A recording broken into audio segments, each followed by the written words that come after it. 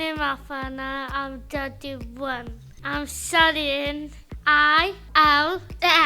I like my lesson, my classroom, the teachers. I like cooking and I work in my iPad. I like my teacher because happy, kind. Well, the aim of the course is for our students to learn to live independently, or how to live independently.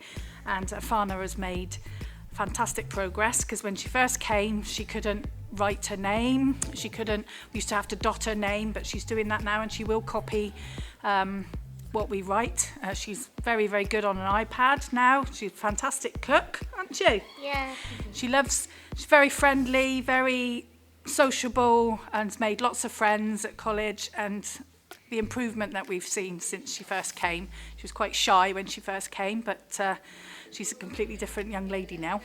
I come to college to learn this bit. We do sport, we do cooking, we go out and about in the community when we can. We take them shopping, just to teach them really to be more confident and more independent, and it works really well.